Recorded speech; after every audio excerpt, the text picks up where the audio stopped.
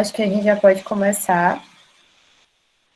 Márcia, você está aí? Olá, A Márcia vai dar início aqui, vai abrir o evento. Vou passar a palavra para ela. pronto. Boa noite, né, a todos e a todas. Então, meu nome é Márcia, né, sou analista lá do Sesc Fortaleza, né, e é um prazer muito grande tê-los aqui, né, e em nome do Sesc, né, a gente reforça esse agradecimento, né, desse momento de partilha. E assim, né, desejar para vocês essa noite de muitos conhecimentos, né, através desses facilitadores incríveis, né, que a gente vai ter nesse momento. Assim, eu vou passar a palavra aí para a Bárbara, para ela dar continuidade. Obrigada, viu, gente? Boa noite a todos e a todas. Eu me chamo Bárbara Moreira e sou graduanda de Ciências Ambientais pela Universidade Federal do Ceará. Sou bolsista de iniciação acadêmica do Laboratório de Biogeografia e Estudos da Vegetação, o BioVeg. E um dos motivos da abordagem dessa temática de hoje é em alusão ao Dia da Agricultura Familiar e também do Dia do Trabalhador e da Trabalhadora Rural, que é comemorado no dia 25 de julho. Essa data, ela acaba sendo um pouco esquecida por todo mundo, acho que nem é tão divulgada assim quanto deveria, porém, ela é de enorme relevância e enorme importância para todos nós.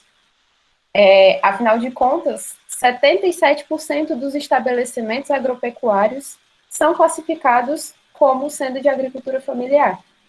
Ela também é a principal produtora de alimentos que chegam até a nossa casa, diferentemente da monocultura que é realizada pelo agronegócio, de uma forma geral.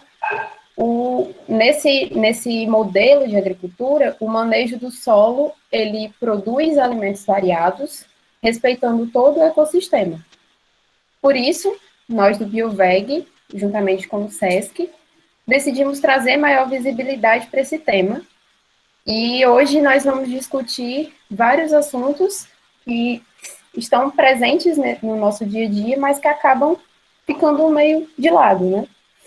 E esse assunto, ele é tão atual que hoje à tarde estava sendo analisado a PL, o Projeto de Lei 735/2020, que fala sobre medidas emergenciais de amparo aos agricultores familiares do Brasil, como uma forma de amenizar os impactos socioeconômicos que foram gerados pela pandemia de Covid-19.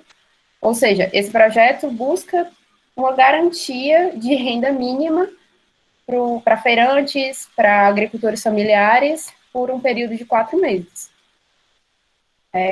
Estava tendo até uma mobilização bem grande nas redes sociais, principalmente no Twitter, agora à tarde, em apoio a esse projeto de lei. Bem, hoje nós contamos aqui com a participação da Seres Radiche, que ela é coordenadora nacional do MST, e ela vai trazer alguns pontos para a gente, como a forma sustentável de produção de alimentos, que num país como o nosso, onde cada dia mais temos uma liberação maior e mais desenfreada de agrotóxicos, é muito importante se debater isso, porque é um perigo real esse uso desenfreado, não só para a saúde humana, mas também para o meio ambiente no geral, no todo. Porque vai atingir o solo, que depois de certo tempo vai acumular aquele material, vai acumular e vai diminuir as áreas agricultáveis, vai atingir os mananciais, vai atingir a fauna e a flora. Nesse quesito da fauna, a gente tem, a gente vê essa consequência bem nas abelhas, por exemplo, que a taxa de mortandade de abelhas nativas vem crescendo bastante e elas cumprem um papel muito importante e insubstituível para a polinização, que isso é... isso está totalmente ligado na manutenção da biodiversidade. Também vai ser, vamos falar, a série também vai falar sobre justiça no campo, visto que nosso país, a maior parte das terras agricultáveis estão na mão de pessoas, de empresas, que não usam daquela terra como deveria. Ou elas são usadas só para monocultura e tal, ou para ações extrativistas. Ou seja, a gente tem uma enorme desigualdade no campo, nesse quesito social, e eu tinha visto um dado da Oxfam de 2016 que mostra que as grandes propriedades, elas somam 0,91% de todas as propriedades rurais, enquanto essas propriedades, elas detêm de 45% de toda a área rural do Brasil. Ou seja, o agricultor familiar, ele não detém daquela terra e é o que mais cultiva que poderia chegar até a gente. Então, há uma enorme desigualdade no campo e diversos outros fatores também.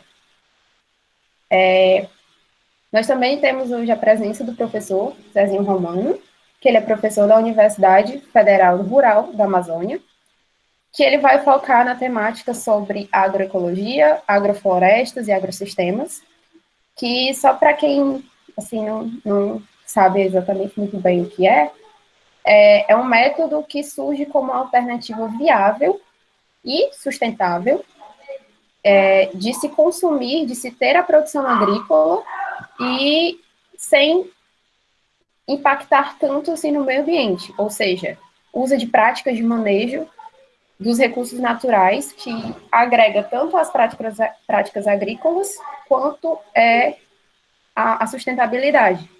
E também isso afeta diretamente a gente, porque nessa prática evita-se o uso de agrotóxicos e sem contar nas condições justas do trabalhador rural. Além de condições melhores, ele também vai ter uma rentabilidade melhor, um retorno melhor, além de valorizar e se utilizar do saber tradicional, que é muito importante, que às vezes a gente aprende muito mais com eles do que eles com a gente, então é muito importante isso. E antes de passar a palavra para a Séries, que ela vai começar, eu só queria agradecer a todas essa quantidade enorme de universidades que a gente conseguiu ter aqui hoje. Obrigada pela participação de vocês, por aceitarem o nosso convite.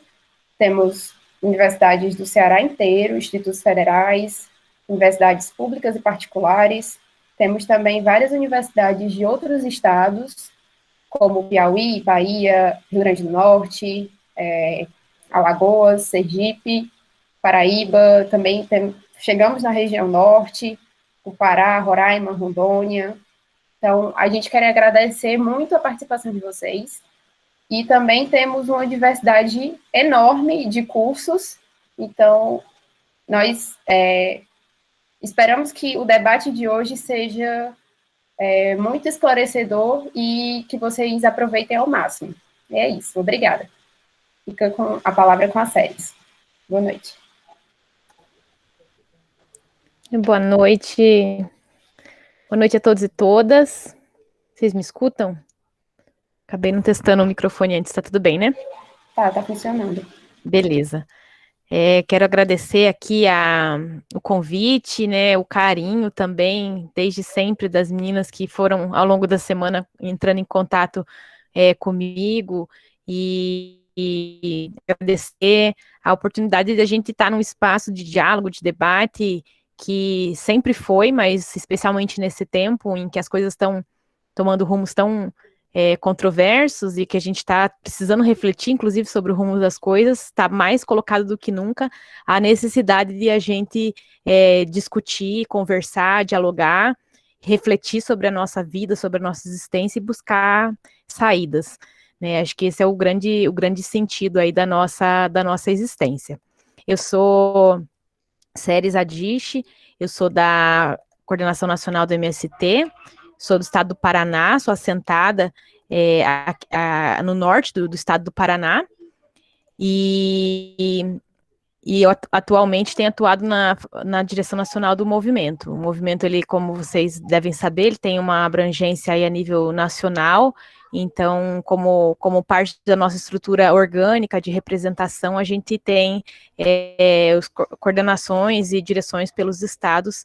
Então, eu tenho atuado nessa frente. Mas, para além disso, eu sou assentada da reforma agrária, produzo, junto com a minha família, eu, meu marido, meus filhos, aqui em casa, a gente se dedica à produção orgânica, basicamente, temos algumas práticas em agrofloresta, nosso lote é certificado por meio de uma rede participativa de agroecologia, que é a rede Ecovida, bastante estruturada, principalmente aqui no sul do Brasil, mas que é uma experiência bastante interessante para nós que somos pequenos agricultores no campo da agroecologia. Queria iniciar aqui a nossa conversa, as meninas me ajudem depois só com o horário aí para a gente não se perder no tempo, mas eu queria iniciar falando sobre justamente esse momento que a gente está vivendo e os desafios que estão colocados para nós enquanto humanidade, né? Não só pela condição que nos colocou a pandemia, essa quarentena, que é muito mais do que uma quarentena, mas é uma imposição de um novo ritmo de vida para todos e todas, certamente. Nunca mais a gente vai voltar àquela normalidade que a gente conheceu outrora, né? Mas certamente essa quarentena aí, que já se arrasta por mais de 3 meses, ela tem nos ensinado e nos apontado que a gente vai ter que restabelecer muitas conexões. Uma delas é essa no próprio tema da comunicação, né?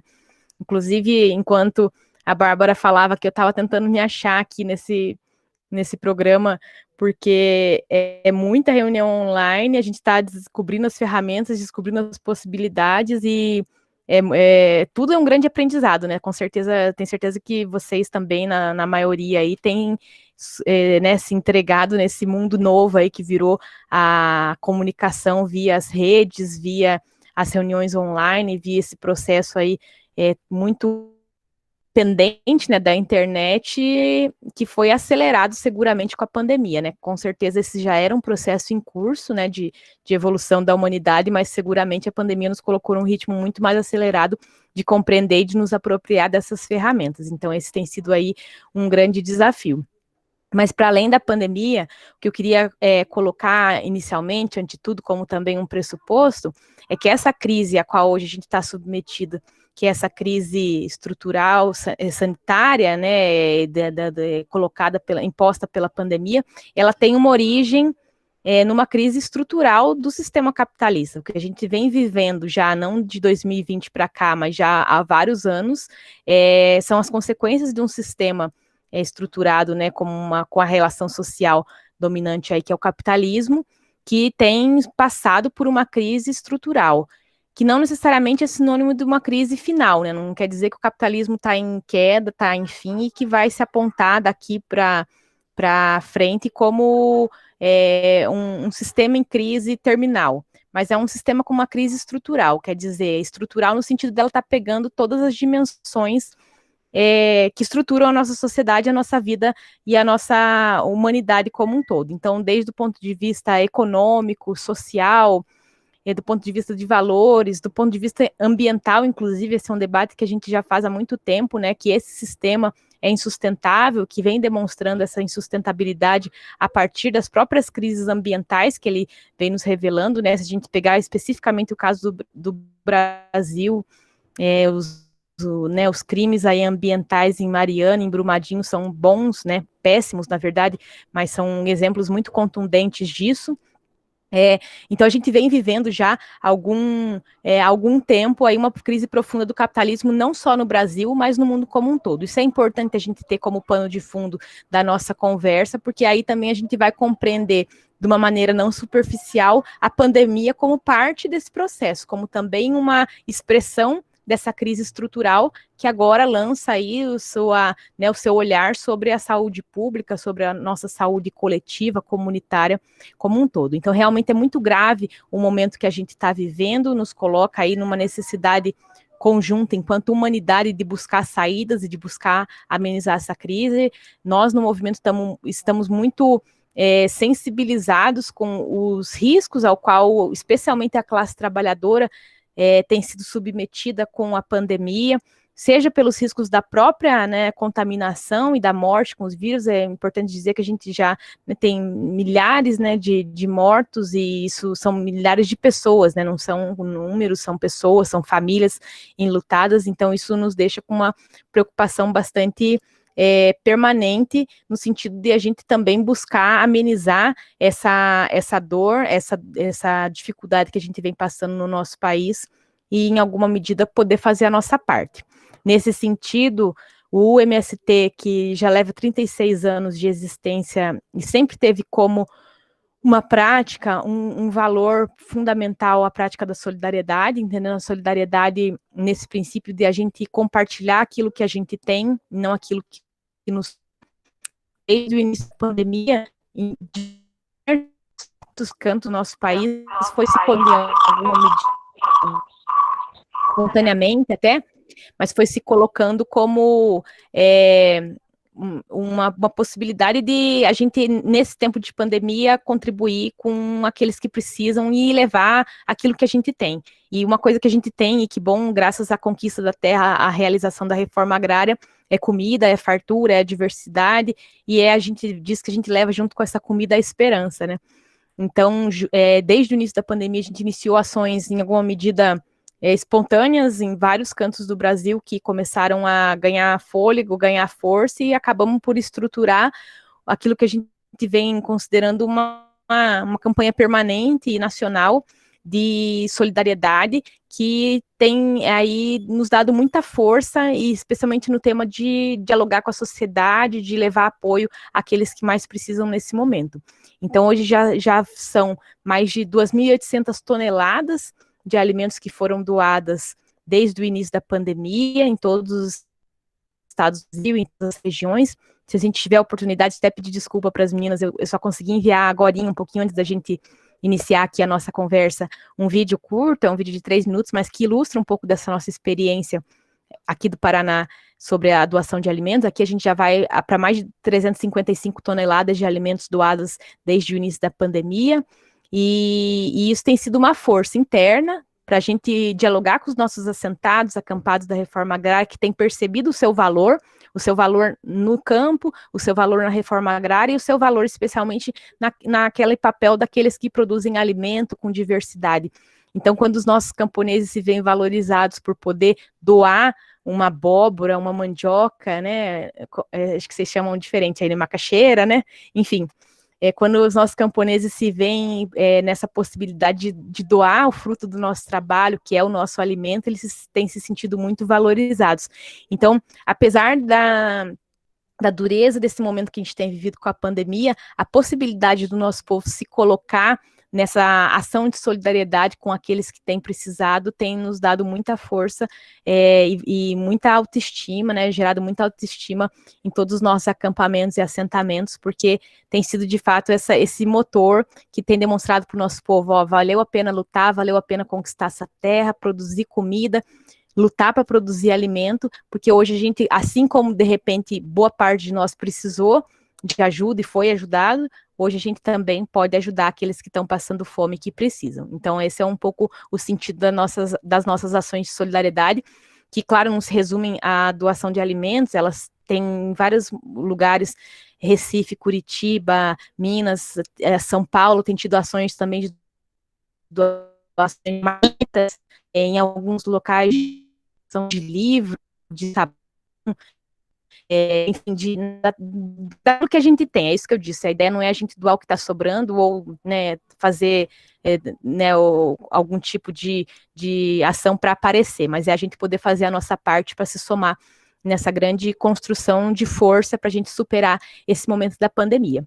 E nesse mesmo sentido, e dialogando muito com o tema de hoje, acho que o professor virá também nesse sentido de a gente apontar saídas, né, para estruturais mesmo, né, para o nosso desenvolvimento no Brasil, e para a gente superar essa crise, que, como eu disse, não é uma crise só da pandemia, é uma crise estrutural que a gente tem vivido no Brasil e no mundo, mas, sem dúvida nenhuma, esse momento ele tem escancarado a necessidade de a gente reafirmar a importância e a necessidade de a gente realizar a reforma agrária no nosso país.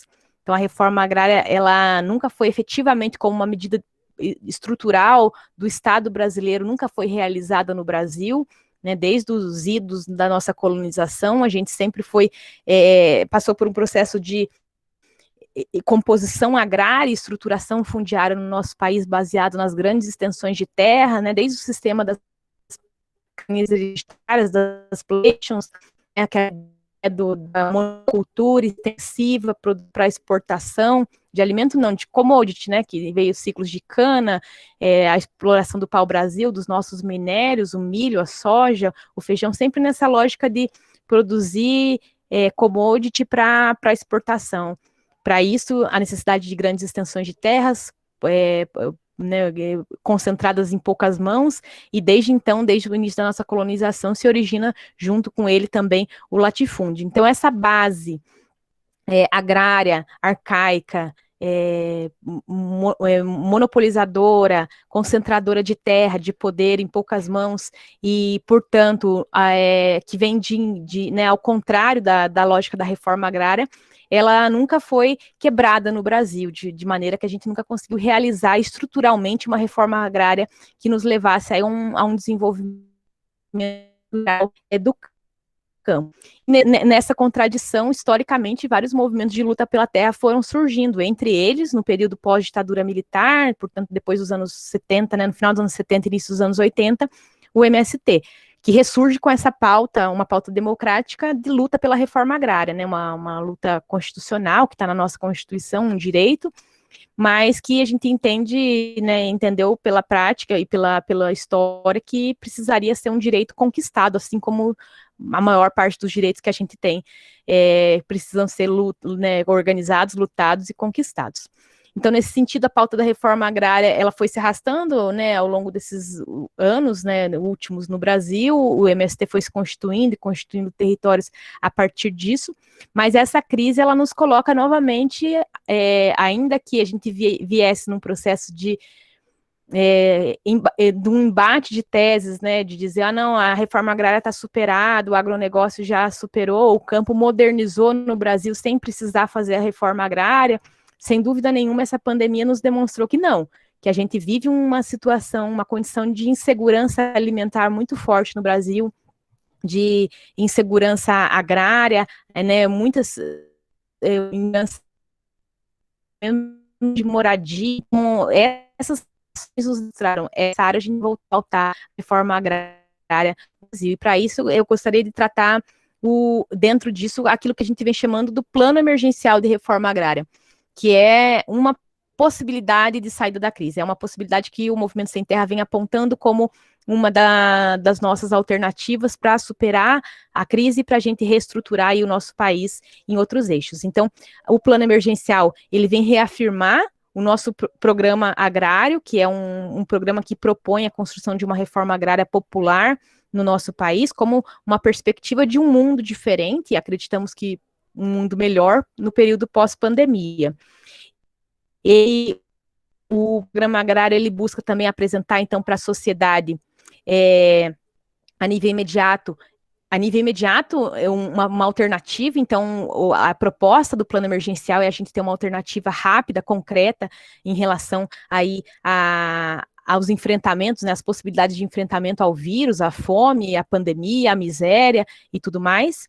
E a ideia é a gente poder também utilizar esse momento de dialogar com a sociedade para também dialogar com a nossa base sobre a importância do plano, do programa de reforma agrária, ao qual a gente se dedica aí a construir há mais de 30 anos.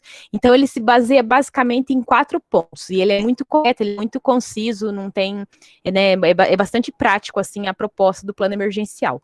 O primeiro ponto, que é justamente esse tema da questão agrária e como a gente enfrenta a distribuição da terra, o acesso, né, a democratização do acesso à terra e o direito, de fato, do acesso à terra e ao trabalho, concretamente, porque a reforma agrária, ela gera trabalho, gera postos de trabalho, gera trabalho, multiplica, né, essa condição de ocupar as pessoas. Então, esse é o primeiro ponto fundamental do nosso plano emergencial. É a gente ter terra e trabalho para as pessoas. Para isso, o que a gente propõe com ele é que a gente assente, né, que sejam assentadas no Brasil milhares de famílias que hoje estão no de reforma agrária, né, há milhares de famílias nos acampamentos de reforma agrária em todos os estados do Brasil, ou também para além dessas, né? Tem milhares de famílias hoje desempregadas ou nas favelas, sem ocupação, que teriam disposição e disponibilidade em se organizar a partir das periferias da cidade para organizar espaços de reforma agrária. Então, a gente está olhando não só para a possibilidade de assentar aquelas famílias que já estão nos acampamentos, né, do movimento, mas também aquelas famílias que têm disposição em ser assentadas e que não querem mais ficar na cidade. A segunda questão é desapropriar para realizar a reforma agrária os latifúndios improdutivos nas áreas próximas às cidades, visto que boa parte da população brasileira, a maior população brasileira, hoje vive na cidade ou próximo aos centros urbanos. Então não faz sentido a gente fazer uma reforma agrária no âmbito da colonização, para a gente interiorizar as pessoas longe do acesso ao recurso, à comunicação, ao desenvolvimento, à tecnologia. Então, é uma reforma agrária que também tem que se pautar aí pela proximidade aos centros urbanos, especialmente porque a finalidade da reforma agrária é produzir alimento. Então, ele precisa estar próximo dos centros urbanos para que esse alimento, de fato, chegue às pessoas. E no mesmo sentido, facilitar esse acesso dessa população que está nas periferias a essas áreas de reforma agrária. E um outro aspecto, sem dúvida nenhuma, é legalizar as áreas de quilombolas, as áreas de indígenas, que também sofrem aí com essa condição de instabilidade do ponto de vista jurídico, comunidades ribeirinhas, comunidades nativas, então também passa por esse processo, avançar nesse processo de legalização dessas comunidades tradicionais. O segundo eixo do Plano Emergencial de Reforma Agrária, ele trata justamente a finalidade, então, da reforma agrária, que é o motivo maior da nossa luta pela reforma agrária, que é a produção de alimentos saudáveis. Então, ele vai focar muito nesse tema de a gente constituir políticas públicas ou resgatar algumas que a gente já tem perdido, né, ao longo dos anos, especialmente dos últimos anos, né, a partir do golpe, como políticas públicas fundamentais para o desenvolvimento da agricultura familiar, como a Bárbara colocou no início, 75% dos alimentos produzidos no mundo vêm da agricultura familiar, né, em média, né, há alimentos que em sua totalidade são produzidos pela agricultura familiar, então essa é uma média bastante alta, e lutar por políticas públicas, então, que viabilizem a comercialização, né, a estruturação das cadeias para produção de alimentos saudáveis, seja o PAA, que é o Programa de Aquisição de Alimentos, o PNAE, que é o Programa Nacional da Alimentação Escolar, políticas para financiamento das agroindústrias, para crédito, né, que gerem créditos para as famílias, a implementação de um plano nacional de agroecologia, ao estímulo de alimentos saudáveis, familiar, a organização de hortas urbanas agroecológicas também que possam ser acessadas, conduzidas por quem está no entorno aí dessas grandes periferias, então gerando renda, emprego para essas pessoas que se dediquem aí a produzir alimento. Então esse eixo ele é fundamental para nós, porque ele olha exatamente para o centro e para a finalidade da reforma agrária, não só para quem está se beneficiando diretamente dela, assentado nessa terra, mas para quem vai se beneficiar da nossa produção diretamente, que é o povo brasileiro como um todo, né? A finalidade da nossa produção na roça é levar a comida para a cidade. Então, ela faz esse diálogo direto com a sociedade nesse segundo eixo. O terceiro eixo é o eixo que chama, né, a gente chama de proteger a natureza, a água e a biodiversidade, que também está muito conectado a esse tema do cuidado nosso com o meio ambiente, da gente estabelecer outras relações com o meio ambiente, não degradantes, como são as relações do agronegócio. Então, como a gente cuida, conserva, resguarda os bens comuns, seja ele a terra, a biodiversidade, a água. Então, como a gente zela pelas nossas fontes de água e cria condições para isso, protege as florestas e a biodiversidade em cada bioma brasileiro, considerando, né, as especificidades de cada bioma brasileiro, como a gente cria programas para fomentar a produção massiva e o reflorestamento massivo de árvores nativas, frutíferas, para que a gente possa aí ajudar a recompor, né, de acordo também com o bioma, né, recompor essas matas que têm sido destruídas. A destinação, especialmente no caso do Nordeste, o programa propõe que se destine recursos necessários para a construção de cisternas, né, esse tema da água potável, tanto para o uso, né, o consumo humano, quanto para a produção, ele é fundamental. Então, como que a gente olha especialmente para as regiões do semiárido, para as regiões mais necessitadas sobre essa questão. Esse eixo também trata desse tema dos agrotóxicos, como que a gente vai estabelecendo barreiras, né, não só barreiras físicas, mas barreiras jurídicas também em relação ao uso abusivo e descontrolado dos agrotóxicos que contaminam as águas, as terras, a biodiversidade, nós, as abelhas, enfim, contaminam a nossa vida e ameaçam a vida humana como um todo. O tema das sementes também, como que a gente vai tomando, né, para nós essa responsabilidade, esse cuidado, esse zelo e o controle das sementes, que é um bem comum também da natureza, portanto ele tem que ficar na mão do povo e não pode ser privatizado, né, não pode ser perdido, porque as sementes são a chave da nossa biodiversidade em todos os nossos territórios. E como a gente estimula nessa perspectiva de construir agroecologia também as agroflorestas, né? Nesse entendimento de que as agroflorestas elas são um sistema complexo do ponto de vista biodiverso, né, da biodiversidade, um agrossistema que consegue estabelecer aí relações mais dinâmicas e mais equilibradas aí entre todas as formas de vida, né? Então, como a gente vai estimulando também a criação e e o desenvolvimento das agroflorestas também como forma de garantir a diversidade e a fartura de alimentos, aí aliado à multiplicação também das florestas nos nossos diferentes biomas. E, por fim, o quarto ponto do programa agrário, ele olha para a gente, para a totalidade da vida. Então, como a gente cria condições de vida digna no campo e para todo o povo brasileiro. Então, falar em reforma agrária, falar em buscar saídas, falar em gerar renda, distribuir terra, produzir alimentos, sem dúvida nenhuma passa também por falar em estabelecer outras relações entre as pessoas, relações mais humanas, mais humanizadas, relações que nos permitam nos transformar em seres humanos melhor.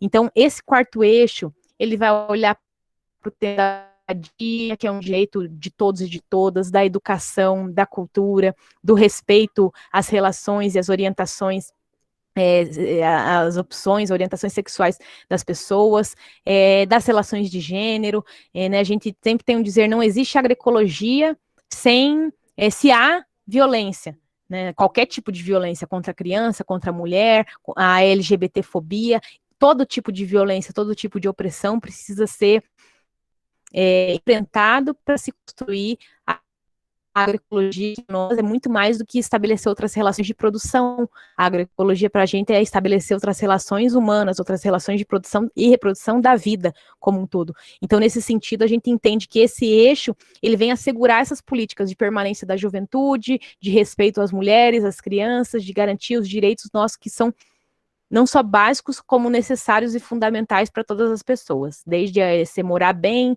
ter um bom saneamento, ter acesso à escola, ter acesso à cultura, poder se desenvolver aí enquanto pessoa, ter uma saúde de qualidade pública, né, defender o SUS, sem dúvida nenhuma, é uma prática fundamental.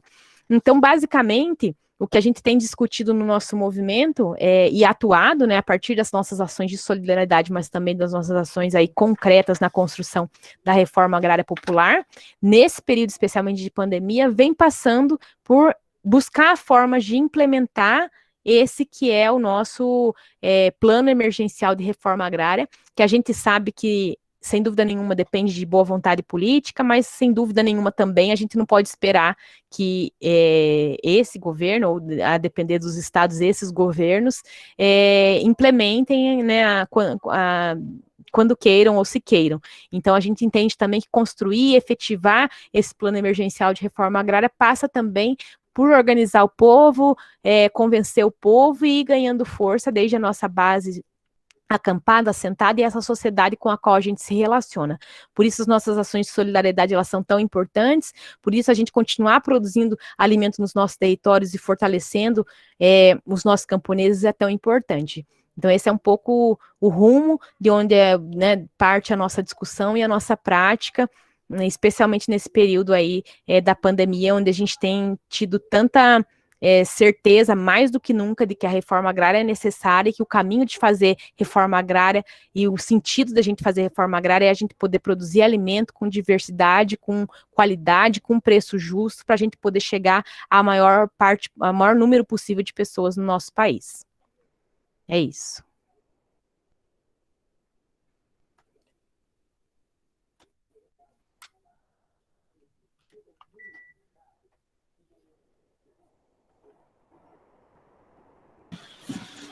Muito obrigada, Série. Sua fala foi incrível. E agora a gente vai passar a palavra para o professor Zezinho. Ele está aqui? Sim.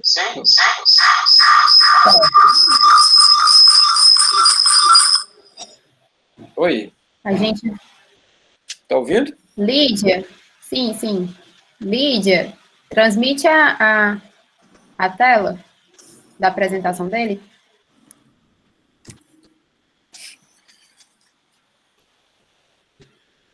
Alô? Oi? Posso falar? Pode começar. A Lídia já vai transmitir a tela da... Pronto, beleza. Bom, aqui é boa noite. Agradeço a Clarice muito, né, pela oportunidade, pela lembrança. Te amo, meu amigo. Obrigado. Nós nos conhecemos em 2015 no Congresso Brasileiro de Agroecologia e eu tive a satisfação de ela vir aqui a Irituia, conhecer os nossos SAFs, conhecer a nossa propriedade. E eu me chamo José Sebastião Romano, para os íntimos Zezinho Romano, né, muito feliz. Sou agricultor familiar, meu pai era agricultor, minha mãe, eu sou agricultor, sou cooperado e sou praticante de sistemas agroflorestais. A gente tem uma propriedade. O que a gente pode dizer mais? Atualmente sou professor da Universidade Federal Rural da Amazônia, onde eu trabalho com empreendedorismo rural, extensão rural, sociologia, um pouquinho de cada coisa que a gente trabalha. E ouvindo a professora Séries falar aí, foi uma grata satisfação, muita, assim, como é que eu posso dizer? Muita alegria, porque muitas das coisas que ela fala a gente também a gente trabalha, né? Então isso é muito gratificante. Enfim, a gente foi convidado para apresentar um pouquinho da nossa experiência, podemos dizer, né? Eu via o meu pai, desde cedo, trabalhar com os sistemas agroflorestais, com os sítios, como eles conheciam, e eu ficava me perguntando se isso traria algum retorno, né? Porque aos 15 anos eu fui estudar na Escola Agrotécnica Federal de Castanhal, hoje IFPA, e lá eu aprendi, na verdade, ser um técnico do que hoje a gente chama de agronegócio. Eu fiquei me perguntando, para que vai servir isso lá na agricultura familiar? Bem, mas de todo modo foi muito válida a experiência, a gente confrontou depois, né, claro, não foi naquele momento, mas depois a gente veio confrontar as realidades e veio só a somar na vida da gente, graças a Deus. Então, sem mais demandas, eu queria apresentar um pouquinho do que aconteceu aqui em Irituia, do que tem acontecido, e isso não é por acaso nem é obra minha, é de um conjunto de pessoas que acreditaram, que acreditam, e que a gente faz somente somar ao processo, né? Eu aproveito a oportunidade para agradecer a Deus, claro, em primeiro lugar, a minha família, minha esposa, meus filhos que estão ligados aí, observando, né, as pessoas que estão conectadas. Eu vi o José Rodrigues lá de Marabá, que foi meu colega de graduação, meu aluno Cirineu, meu amigo João Hermeto está interligado com a gente, então muito obrigado aí. Estender os meus agradecimentos. Meus familiares também tem aqui a professora Terezinha que está ligada com a gente, muito obrigado. Enfim, vamos lá. Lídia, me ajuda aí, por favor. Professor, Oi. Sempre que o senhor quiser passar o slide, aí o senhor só informa ela que ela passa. Ok. Ela Vamos lá. está transmitindo, ainda ela não vê muita coisa.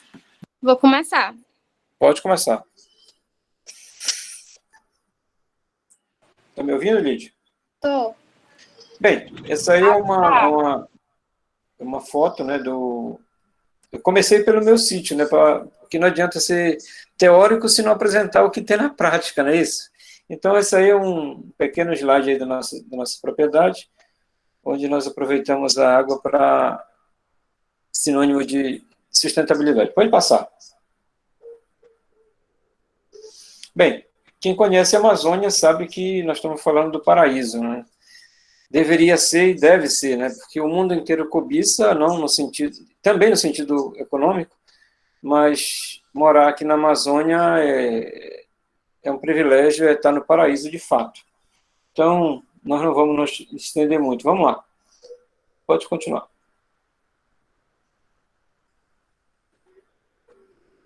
Aqui é uma localização de onde nós estamos, né? O Brasil, Pará, Irituia. Tá?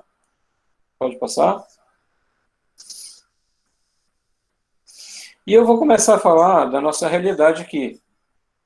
Qual é a realidade de Irituia, do Nordeste Paraense, onde nós estamos nessa parte da Amazônia? O Nordeste Paraense compreende 48 municípios e a área mais alterada da Amazônia, não é do Pará, da Amazônia, em termos de, considerando todos os 350 anos de colonização.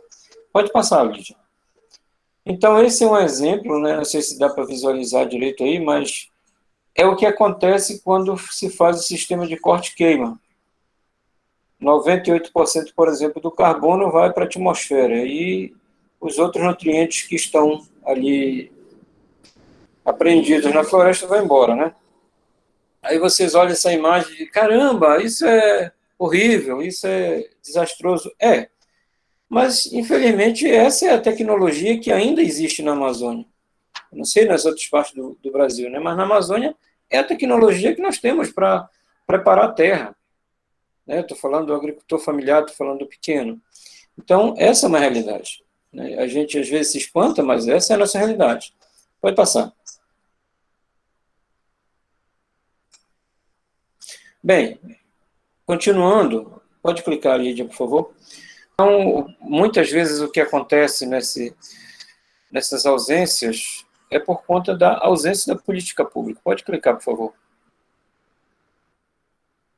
Pode clicar tudo, que vai aparecer. Isso. Beleza. Então, aqui na Amazônia sempre se teve os projetos, né, acreditando que os exemplos de fora seriam suficientes para conseguirmos o desenvolvimento, como assim falava. Então, os projetos exógenos sempre foram implementados como uma prática muito comum. Olha, deu certo lá, sei lá, São Paulo, então traz para a Amazônia. Deu certo lá na Europa, traz para a Amazônia. Então, sempre foi dessa maneira. E aí, o que é que a gente tem? Um sistema educacional que não nos prepara para sermos empreendedores, para não pensar na possibilidade e potencialidade que nós temos na Amazônia, ele nos prepara apenas para sermos empregados. Então, nesse modelo urbano-industrial, o que é que a gente tem tido, né, de como resultados? Muito pouco, porque, como bem falado agora pela professora, quem está no interior, distante dos centros, ele quer ter acesso à tecnologia, ele quer ter acesso aos serviços, saúde, educação, para o melhor e para o filho. Né? Então, é comum de ver os agricultores dizendo, olha, o que eu passei, não quero que meus filhos passem. Então, eu tenho que ir para a cidade. Então, muito disso é por conta do nosso sistema educacional também. Então, eu ouvi muito meus professores dizer, olha, se tu não estudar, tu vai para a roça. Como se a roça fosse o pior lugar do mundo, né? E, na verdade, hoje, inverteu, né? Quem não estudar não tem como ficar na roça. Enfim, pode passar.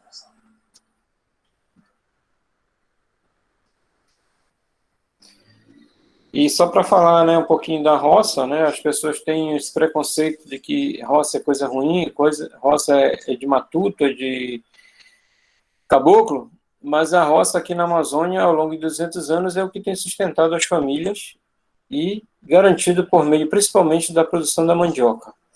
A mandioca é considerada por muitos uma cultura que estraga o solo, que isso, aquilo, outro, mas eu ainda digo que é a cultura mãe. Se não fosse a mandioca, muita gente já tinha morrido de fome. Pode passar. Aí nós temos o exemplo da tradicional roça, que nunca viu uma roça, é assim, depois que queima, né, aquele processo queima, o processo natural vai ser esse. Vai ser feito uma coivara e tal, e depois começa a plantar. Pode passar, por favor? Mais uma vez. Bem, esse é um slide que a gente mostra uma consequência do que não é mais o futuro, mas é o presente em muitos lugares, né? Desmatamento, erosão do solo, degradação, pobreza, miséria, enfim. Aqui, quem pensa na Amazônia é uma riqueza, é um paraíso, verdade. Mas a gente se depara com muita miséria, a gente se depara com muita pobreza. E eu sempre digo que a gente mora num lugar tão rico de recursos naturais, mas ainda consegue ter um povo tão pobre, tão miserável. Isso angustia muito, principalmente a gente que tem uma responsabilidade social, não somente de ser professor de universidade, mas por ser cristão, isso incomoda bastante. Pode passar, por favor.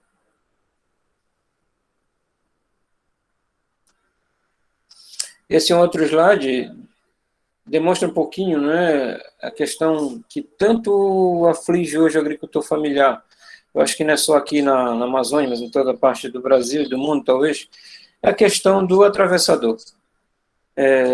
Quando eu estava na minha tese de doutorado, eu perguntei para um agricultor o que era o atravessador para ele. Ele disse, olha, o atravessador é duas coisas, é o anjo e o demônio. Eu fiquei, me explica. Ele disse, o demônio, porque ele paga o que ele quer, o preço que ele quer. Mas é o anjo, porque não deixa estragar nada a nossa produção, ele leva tudo. Então, é um dos grandes desafios ainda, é a questão da comercialização, porque mesmo sem os incentivos creditícios, de assistência técnica, de orientações, etc., o agricultor consegue produzir. Então, ele produzindo, ele tem a garantia da sobrevivência da família dele. Pode passar, por favor? E aqui, qual foi a grande sacada que nós tivemos em Irituia? Que hoje, graças a Deus, eu posso dizer que interfere positivamente em vários municípios. Nós tivemos a ideia de aproveitar os sistemas agroflorestais, que, entre outros, é um sinônimo de biodiversidade, sistemas multi-estratificados, gera serviços ambientais, protege as fontes hídricas, etc., etc., uma série de fatores. Nós conseguimos pegar essa base para nós organizarmos em uma cooperativa. Começamos com 60 pessoas, hoje somos 43. Aí vocês vão perguntar, mas reduziu? Perdeu-se? Vocês imaginem o que é para esses agricultores, que são os cooperados, que muitos nunca sentaram num banco de sala de aula, só têm a sua prática no dia a dia, têm uma cultura fantástica, entender de cooperativismo que é uma empresa, que paga imposto, que tem todos os princípios, que tem etc, etc. Como é que eles vão acreditar nisso? Então, hoje, os 43 que estão na cooperativa entenderam e acreditaram. Tá? Pode passar. Por favor. A nossa cooperativa chama-se Cooperativa Agropecuária dos Produtores Familiares Irituenses, a de Irituia. Ela foi fundada em 2011. Hoje somos 43 cooperados. E uma frase célebre de um agricultor que perguntaram para ele, por que você entrou na cooperativa? Ele disse, olha, políticos e políticas passam, mas os agricultores continuam agricultores. Então, o que ele quer dizer? Se a gente não se organizar, a gente vai ficar à mercê da situação como ela está. E a comercialização, como eu falei anteriormente, sempre foi o gargalo desses agricultores. Bem, baseado nos sistemas agroflorestais, que já são praticados há mais de 200 anos aqui na Amazônia. Pensando na ideia da agroecologia, eles já praticavam agroecologia há muito tempo, mesmo não sabendo os princípios, mesmo não sabendo a base da ciência, mas já praticavam. Então, isso é muito satisfatório, porque é o que a gente fala, não adianta inventar a roda já foi inventada há muito tempo, ela tem que girar a nosso favor. E aí entra em cena um doutor, um amigo, que é o Oswaldo Cato, da Embrapa. Ele acreditou no projeto, ele acreditou na proposta, e hoje é uma das pessoas, ele é uma referência mundial, né, em sistemas agroflorestais, em modelos sustentáveis, e é uma pessoa muito humilde, simples, que tem nos ajudado muito. Pode passar, por favor? A cooperativa, com o auxílio da OCB Sescop, que é o órgão que nós estamos filiados, ela tem capacitado os agricultores, esses agricultores, para conhecer mais sobre o cooperativismo, como funciona, como deve ser a questão fiscal, a questão contábil. E entre eles tem uma empresa de consultoria, a Nós Consultoria, na pessoa do Andrius, que nos ajudou a formatar as cadeias produtivas da cooperativa. Então, nós temos aí 6 cadeias produtivas, dos SAFs da mandioca, dos óleos, da horticultura, dos produtos de origem animal e dos insumos agroecológicos. Então, vocês podem imaginar, conseguem produzir tudo isso? A última listagem que nós tivemos, existem 98 produtos e subprodutos de todas essas cadeias produtivas. Pode passar, por favor. E aí, essas cadeias hoje, a gente consegue comercializar com alguns segmentos de mercado, né, que a gente chama de mercado institucional, mercado corporativo e consumidor final. São os editais públicos, são os mercados institucionais, como a gente está falando, as empresas que compram produtos como oleaginosas, como verduras. Por exemplo, quem já veio aqui na Amazônia, quem já conhece o jambu, que é um produto que treme a língua, né, treme a boca quando a gente come, hoje a gente consegue produzir jambu em pó. Enfim, são vários produtos que hoje a gente tem as cadeias de mercado. Eu queria apresentar para vocês 3 aí, que são 2 daqui da região e um da região sudeste, que são compradores dos produtos da cooperativa. Pode passar, por favor, Lídia. Tá, aqui estão os parceiros que eu falei anteriormente. Tá? Pode passar. Essa moça aí, a Tainá, do Iacitatá, é uma defensora da Amazônia. Ela tem um ponto de cultura na parte central da cidade velha de Belém e tem uma rede de compradores de produtos orgânicos. E ela consome produtos aqui da cooperativa. Pode passar? Esse é o amigo João Hermeto, daí do Rio de Janeiro, do Asa Açaí Sustentável, e também do restaurante Aprazível, que desde 2014, 2013, ele já compra produtos aqui da cooperativa.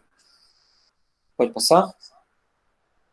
Esse é outro empresário daqui de Belém, que produziu um chocolate junto com a farinha de tapioca. Talvez vocês conheçam a tapioquinha, né, que faz aí para tomar café da manhã, tomar café da tarde, enfim. Mas a cripioca, porque ela é cri-cri, né, quando você mastiga, ela vai ficar crocante. Enfim, pode passar? E aí nós temos algumas fotos que vocês vão ver, né, dos SAFs daqui de Irituí e da região, né, diferente daquele cenário que vocês viram da roça, né, é um cenário totalmente modificado. Aí você tem em torno de umas 30 a 40 espécies vegetais. Aí você imagina o que tem de animais, o que tem de insetos, etc. aí. Pode passar. É outro cenário de SAFs. Pode passar. vocês vão ver que não existe um padrão, né, de SAF. São vários os modelos que os agricultores têm e que, detalhe, muitas vezes não, a maioria deles constituíram sem assistência técnica. Hoje não.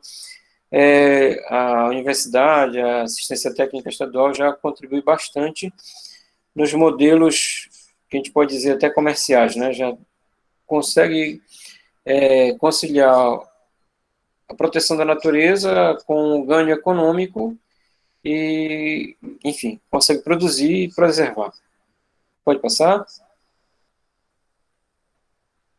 Isso, para quem não conhece, é pupunha, de uma palmeira aqui da Amazônia, deve ter também na Mata Atlântica, não sei se tem no Nordeste, mas muito saborosa, muito rica em óleos, em proteínas.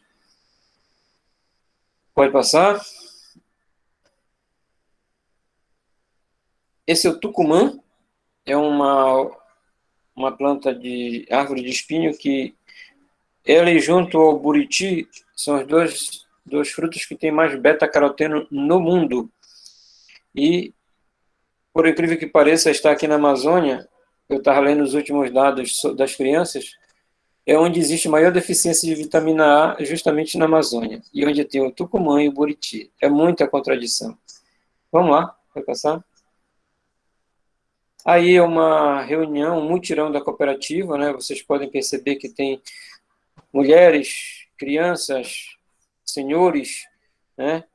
Que a cooperativa, ela, quando tem os nossos eventos, a gente procura levar os jovens, procura levar as crianças para que eles comecem a entender o processo, para que eles comecem a entender, para não começar do zero como nós começamos, né? Eu digo porque eu comecei do zero também em 2009, eu agradeço muito ao Fernando, ele não está nessa live, mas agradeço muito a ele pelo incentivo que ele me deu e acreditar que era possível fazer. Tá bom? Aliás, as mulheres na nossa cooperativa são praticamente 50%. A gente fica muito feliz. E elas estão nos conselhos, elas estão na diretoria, enfim. Pode passar, por favor? Um efeitozinho aí meio... Né?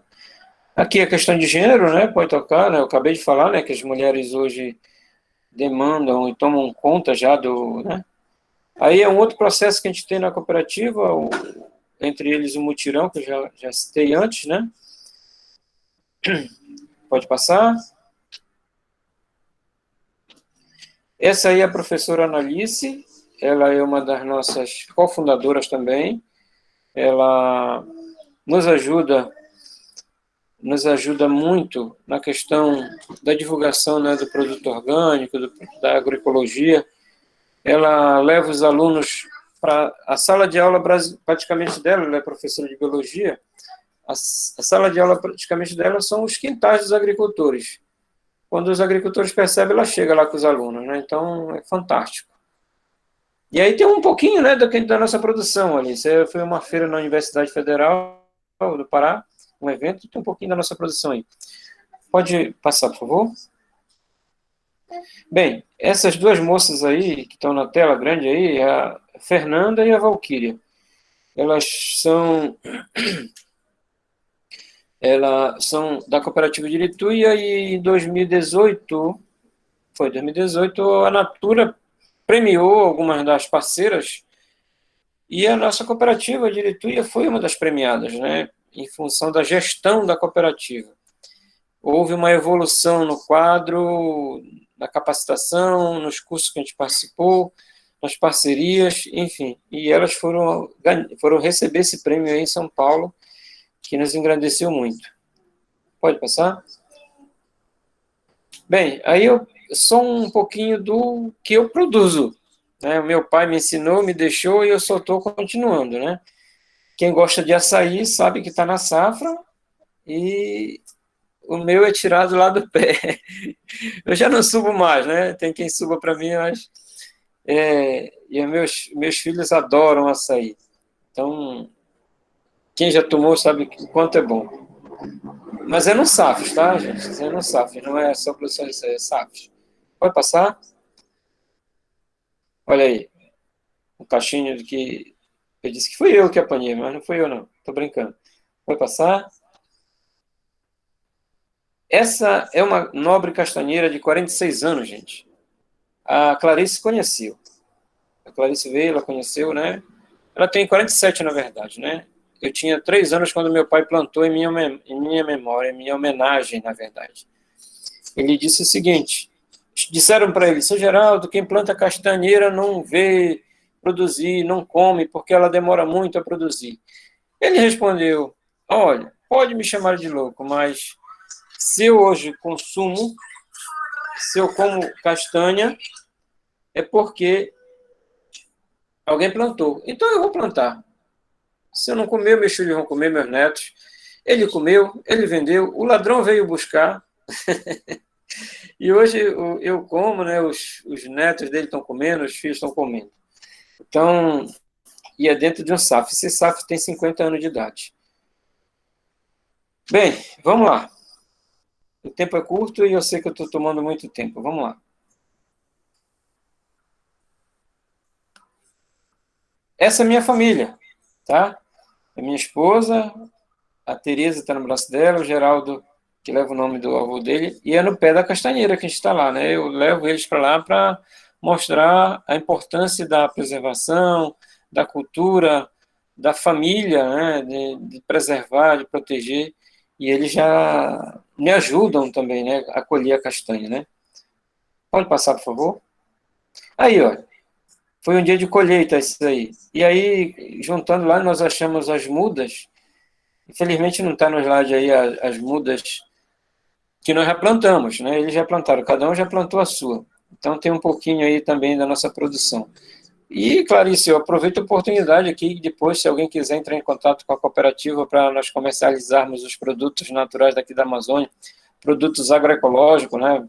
A professora Séries aí, se quiser fazer um intercâmbio, né, com os agricultores daí do Sul, nós temos produto, graças a Deus, para o bom e do melhor. Pode passar? E esse é o meu sábio pai, meu herói, minha inspiração, né? Não tem um dia que eu levante da minha vida, hoje na minha cama, que eu não diga, pai, bom dia, obrigado. Se não fosse ele, eu não seria nada. Ele e a minha mãe foram minhas inspirações, são minhas inspirações, respeito muito, né, os meus antepassados, na verdade. Se a gente não valorizar nossos antepassados, se a gente não valorizar o que a gente tem de cultura dos que já foram, a gente não tem memória. E isso eu coloco muito na sala de aula, quando eu pergunto para meus alunos, vocês estão felizes ou vocês são felizes? Aí uns dizem, eu respondo, eu sou feliz, porque eu procuro fazer de tudo para que a gente tenha esse somatório do passado com o presente, do empírico com o técnico, né? A gente tem que ter esse entendimento. Então, me ajuda muito lembrar que ele é a minha inspiração, que ele faz tudo que a gente tem na vida, né? E eu tento traduzir isso para os meus alunos, dizer, gente, quando vocês se formarem, vocês vão trabalhar com gente, com pessoas. Então, entendam o sentimento dessas pessoas. Não tentem induzir ou achar que o conhecimento de vocês aqui da universidade é suficiente. Não. Somem com o conhecimento que vocês vão encontrar em campo. Seja ele pequeno agricultor, seja ele grande, médio, seja o que for. Tem que ter respeito, tem que ter valorização do que já foi construído. É muito simples hoje eu dizer, chegar para o agricultor, você está errado porque você não colocou o adubo tal. É errado porque você não usou o espaçamento que deveria ser usado. Ei, bota o pé no chão. Entende que esse agricultor já produziu 200 anos antes de você nascer, antes das universidades nascer, os agricultores já estavam produzindo aqui, produzindo com SAFs, produzindo com sítios, criando. Então, a gente tem que aprender com eles. A gente tem que aprender muito e somar o que a gente tem da academia. Pode passar? E se um dia disserem para vocês que não é possível pegar o sol, eu digo que é possível. Está aí a minha imagem de agradecimento, de gratidão, de satisfação, de tudo que pode ser de bom. Eu agradeço a todas as pessoas que já contribuíram na minha vida para me chegar até aqui. Os amigos de fora no Brasil, aqui do Pará, tantos lugares, até mesmo fora do Brasil, tem pessoas que já contribuíram na minha formação, no meu conhecimento, e a gente só está para aprender. E é o que a gente tem que fazer nesse mundo, é deixar o que é de bom, para que as outras pessoas possam ter o que somar. Já pensou se meu pai não tivesse me deixado o conhecimento que hoje eu tenho? Teria sido em vão. Então, Clarice, mais uma vez, ao SESC, muito, muito, muito agradecido. E Deus abençoe vocês e a todos que estão participando. Muito obrigado.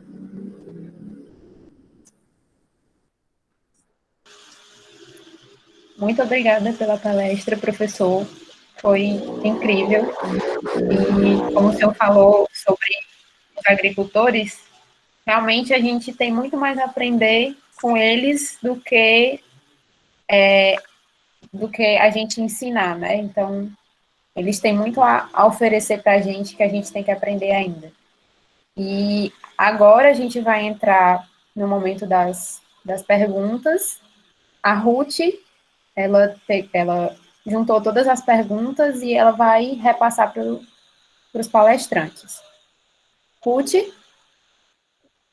Oi, gente, boa noite. Eu vou começar a fazer as perguntas, tá? Que vocês colocaram no chat. E aí, as primeiras são para séries. E aí, a primeira pergunta foi feita pelo Emanuel Portela. E ele perguntou: eu queria saber se ela tem dados sobre como está a implantação dos sistemas agroflorestais com o MST. E se ela tem dados se há consórcio com a apicultura em algum deles pelo país. Oi, gente, voltei, desculpa, eu tinha caído no finalzinho da fala do professor ali, mas já consegui retomar. Então, tinha até anotado as perguntas ali no chat, ainda bem, porque depois ele sumiu. Então, como eu disse rapidamente na primeira fala, a gente tem uma definição pela agroecologia, que é complexa, né, ampla, é mais do que uma relação de produção com a terra, né, com a produção do alimento, mas é com a totalidade da vida. Então, há no movimento essa definição pela agroecologia, que já leva 20 anos, né, em 2000 se define pela agroecologia como uma linha política do MST. E dentro da agroecologia, as agroflorestas, os sistemas agroflorestais, em todos os nossos biomas, visto que é um movimento nacional, eles têm se apresentado cada vez mais como uma ferramenta muito possível de ser utilizada e de ser potencializada para a gente desenvolver a agroecologia. Então, hoje no movimento, a gente já tem inúmeras experiências com agroflorestas, resguardando a característica de cada bioma, mas há muitas experiências já reconhecidas, né, na região amazônica, né, a gente não chama aí região norte, mas na região amazônica, na região do Nordeste também, no Sudeste, no Centro-Oeste, aqui no Sul, várias experiências, boa parte delas frutos de parcerias e de projetos que a gente teve ao longo desses anos de definição e de implementação da agroecologia. Não saberia agora, a nível nacional, quantificar, né? Para nós é bastante difícil, mas para dar um exemplo, alguns anos atrás, a gente teve um projeto com a Metro socioambiental, no qual a gente implementou mais de 200 hectares de áreas de agroflorestas nos assentamentos e acampamentos no Paraná. Então, isso possibilitou a gente dar um salto de qualidade, tanto na formação dos nossos agricultores, quanto no nosso entendimento da prática da agrofloresta, né? Isso é bastante interessante. E sim, essas experiências com a apicultura, elas, onde há, né, essa vocação, essa predisposição das famílias em produzir também com agrofloresta, bastante essa interação, né?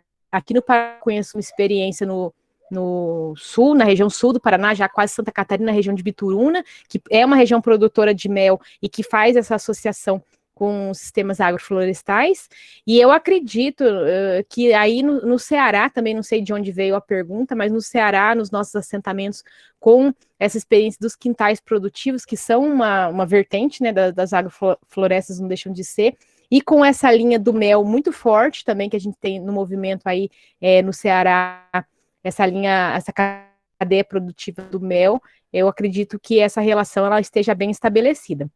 A gente propôs, antes da pandemia, e seguimos nessa batalha, no final do ano passado a gente definiu no movimento por plantar 100 milhões de árvores nos próximos 10 anos. A gente já tinha essa definição realizada no ano passado e homologada na nossa reunião da Coordenação Nacional em janeiro desse ano. Então, esse propósito da nossa campanha, plantar árvores, produzir alimentos saudáveis e fazer isso nos próximos 10 anos, implantando sistemas agroflorestais, também é parte desse processo nosso, desse propósito do reflorestamento dos 100 milhões de árvores. A próxima pergunta foi o Francisco de Amorim dos Santos que fez. Ele perguntou: como a pandemia ou os movimentos dos trabalhadores rurais, como a pandemia afeta os movimentos dos trabalhadores rurais e quais as perspectivas das lutas pós-pandemia? Então, a gente, como boa parte da classe trabalhadora, a gente foi afetado pela pandemia primeiro com um susto e uma quebra de ritmo, né? Vejam que nós, mulheres do MST, a gente vinha recém-chegadas do nosso encontro nacional, primeiro encontro nacional das mulheres sem terra, numa perspectiva de luta, né, e de mobilização muito forte, e a pandemia, acho que talvez o grande choque foi o choque cultural.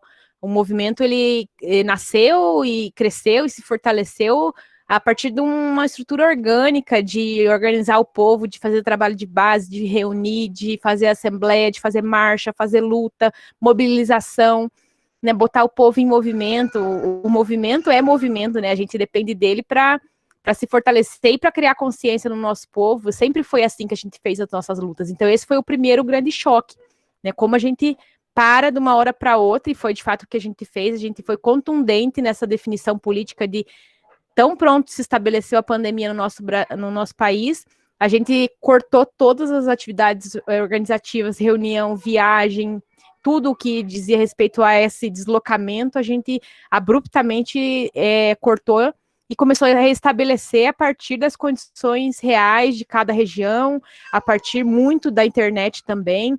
Então, esse choque cultural, assim, ele se deu com muita força, sem dúvida nenhuma.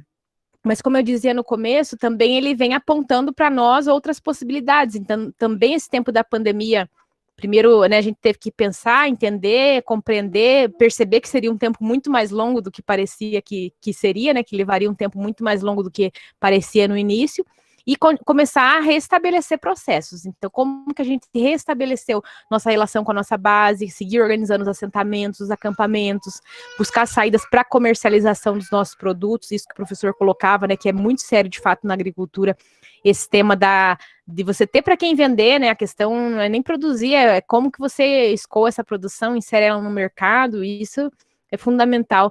A renda, né, para a agricultura é fundamental também. Claro que tem todo esse debate da nossa soberania alimentar, da nossa autonomia, mas sem dúvida nenhuma passa, né, por ter renda também o sentido da produção de alimentos.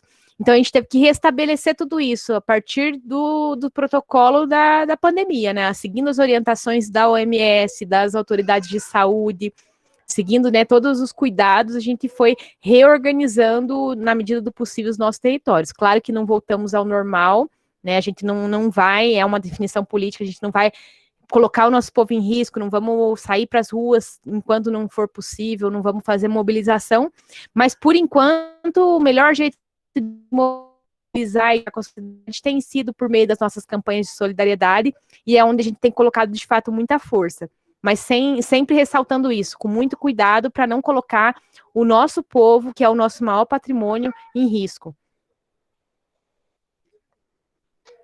A próxima pergunta foi feita pelo Yuki Wizard, eu não sei se estou pronunciando o nome dele corretamente, mas ele perguntou: há no momento uma movimentação no sentido de ampliar a formação de sistemas sustentáveis no semiárido?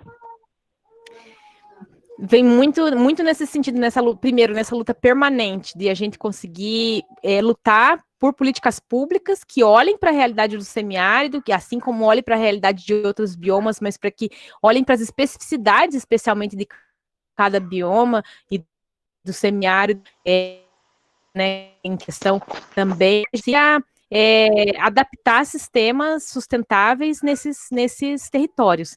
Então, essas experiências que a gente tem tido com as agroflorestas, com o reflorestamento, com a construção dos quintais produtivos, da agroecologia, que é um debate muito forte né, no Nordeste como um todo, na região do semiárido também, esse cuidado nosso com a água, né, com o zelo pela água como um direito também.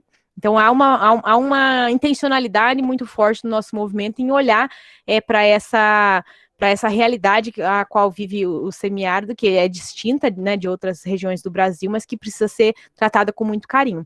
Mas sempre nesse sentido de a gente reconstruir relações e construir relações que sejam sustentáveis e possíveis de ser adequadas à realidade do campo, especialmente à realidade do campo da agricultura, da pequena agricultura, da agricultura camponesa no Brasil. Então, essa é a intencionalidade do nosso movimento, desenvolver sistemas sustentáveis com a agroecologia, com produção de alimentos saudáveis, olhando para esse cuidado com os nossos bens comuns, seja a terra, a água, né, as nossas reservas naturais, a biodiversidade como um todo, nesse sentido de a gente poder estabelecer os processos de maneira mais racional e mais sustentável.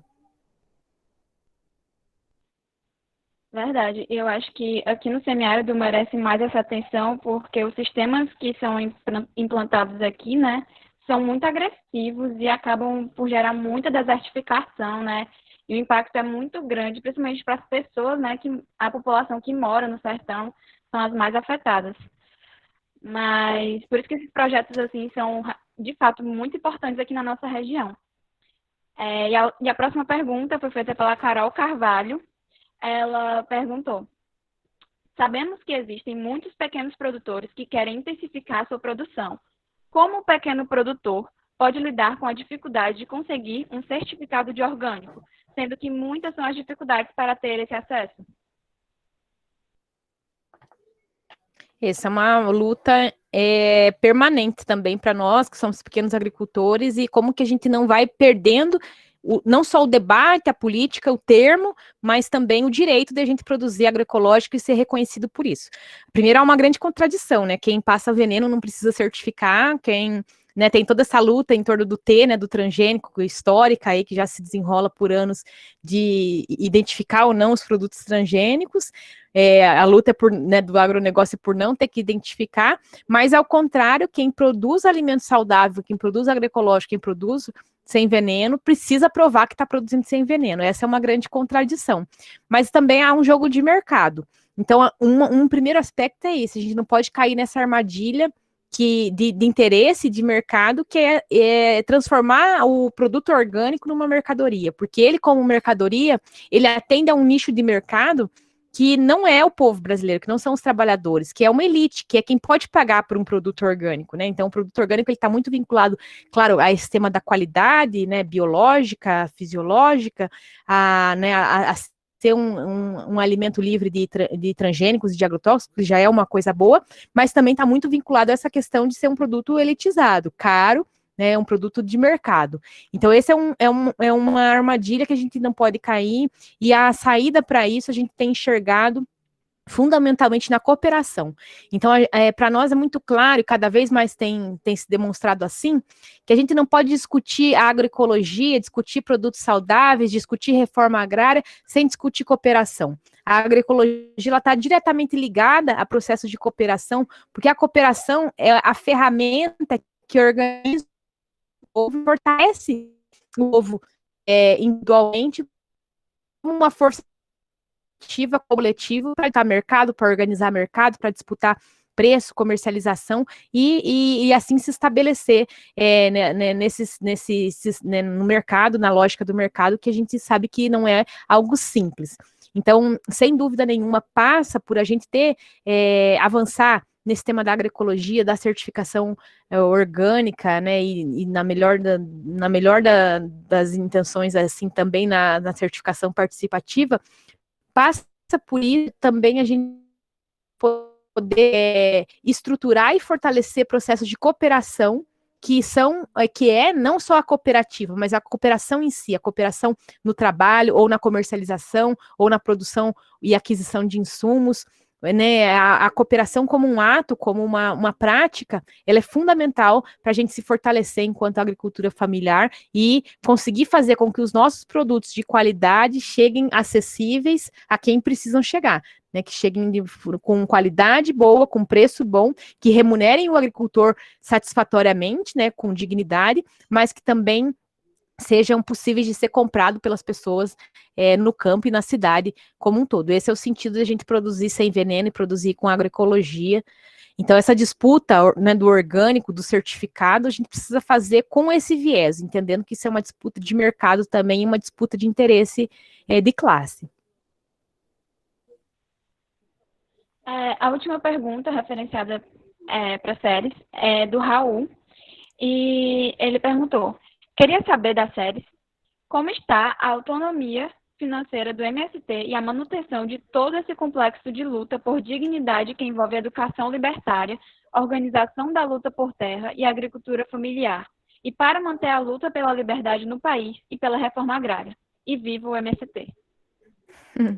Primeiro, queria agradecer o Raul e muitas mensagens de carinho aí no chat, de reconhecimento, né? Que bom que a gente está num ambiente que a gente pode dialogar com respeito, com igualdade entre todos nós, que assim é o caminho que a gente constrói as coisas, né?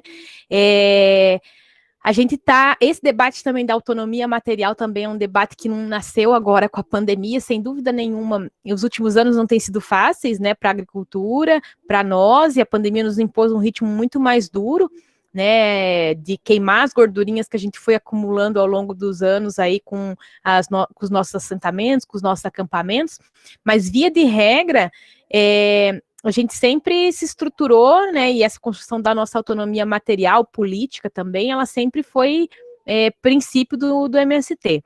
Então, a gente segue organizando os nossos territórios, produzindo riqueza a partir do nosso trabalho, que no caso é no campo, na agricultura, e produzindo alimento, e a partir dessa estrutura de comercialização, e muitos deles passam pelos nossos processos de cooperativa e de cooperação, como eu dizia anteriormente. A partir daí, em alguma medida, a pandemia tem nos ajudado a buscar esses caminhos e a fortalecer esses caminhos nossos de comercialização, de autossustentação, tem avançado muito nessa comercialização, nessa relação direta, os produtores, várias, aqui mesmo, a gente tem realizado aqui, próximo da gente em Londrina, agora não mais feiras, mas essa modalidade das cestas, né, então uma venda direta com comercialização, né, entre os camponeses e os consumidores, isso em vários pontos do Brasil, né, aí no Nordeste, em Minas, enfim, a gente tem reaprendido com esse processo todo da pandemia, mas eu tenho percebido que isso tem catalisado na gente uma capacidade de organizar a nossa produção, a nossa cooperação e de colocar isso em função de também gerar autonomia para o nosso movimento. E esse desafio da educação, ele segue permanente, né? A gente segue com o desafio de, como eu dizia quando eu falava sobre o plano emergencial de reforma agrária, de se transformar, de se construir enquanto seres humanos melhores, desde as nossas crianças até as nossas pessoas mais e estabelecendo relações que nos permitam nos transformar em pessoas melhores, se humanizar. Por aí, sem dúvida nenhuma, passa a educação, né? Uma educação que nos liberte, uma relação que nos liberte e não nos oprima mais. Então, a educação, ela segue sendo para nós, desde a educação das crianças, dos camponeses e camponesas que não tiveram acesso à leitura, então a alfabetização, o ZEJA, né, a educação a nível superior, seguimos lutando aí dentro das brechas aí por possibilidades de cursos via Pronera ou via outros convênios com as universidades. Essa é uma luta permanente do MST, da qual a gente nunca, jamais vai abrir mão, porque a gente entende que por aí também passa parte da nossa dignidade e do nosso direito humano aí, por sermos mais livres e pessoas diferenciadas. Então, agradeço aí as perguntas e o carinho.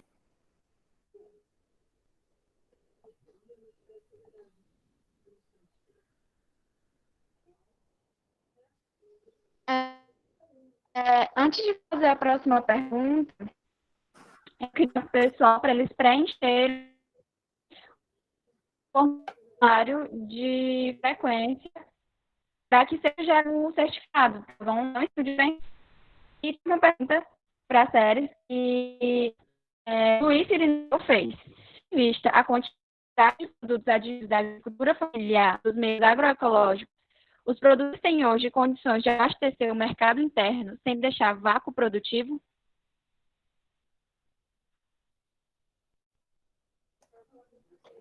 Me cortou bastante a pergunta, mas eu acho que eu entendi o final ali, né? Você fala sobre a capacidade de abastecer o mercado, né? A produção.